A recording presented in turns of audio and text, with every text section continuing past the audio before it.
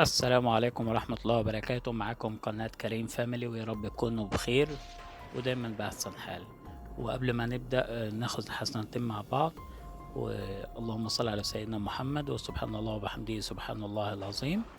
ودي قصة حقيقية. وقبل ما نبدأ ما تنسوش الاشتراك واللايك والشير، لأن ده بيساعدنا إن القناة تكبر بيكم، لأن احنا محتاجين مساعدتكم ودعمكم.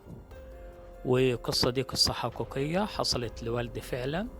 القصة دي كان في من الأيام بالليل، الساعة 2 بالليل أو 3 بالليل قبل صلاة الفجر. كان في شخص بيلعب كورة مع صحابه في مكان عندنا في منطقة حدائق القبة. الشخص ده كان بيلعب هو وأصحابه، كان بيلعبوا على فلوس وكده كورة. فطبعا اتخانقوا مع بعض، فواحد منهم قتله، ضربه بالسكينة يعني. وبعدين الولد ده جري. كان المسافة بيننا وبين بيتنا في شارعنا وبين المكان الملعب اللي كانوا بيلعبوا فيه حوالي 100 متر تقريبا أو 200 متر. فالولد ده قعد يجري، لما خد السكينة زميله ضربه بالسكينة.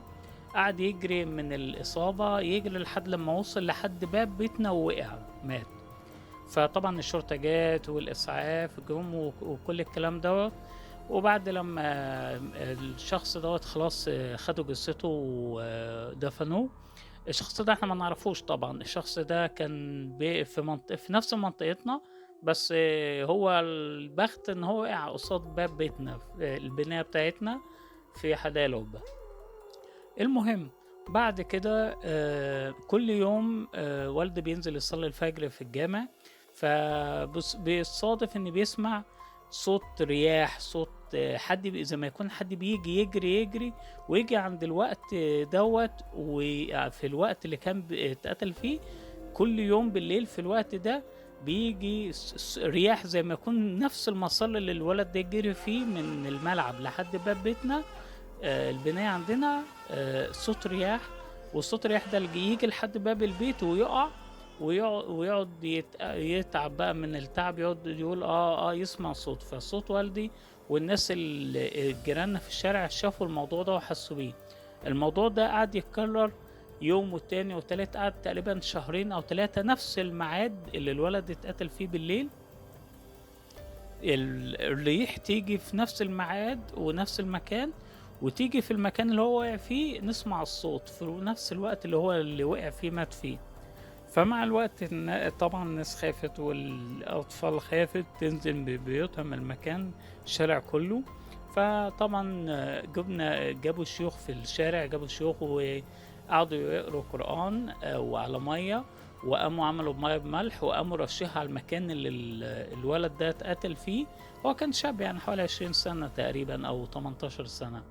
قعدوا يقروا قرآن وبمية وملح على مية وملح، وقاموا رشينها في المكان اللي هو اتقتل فيه.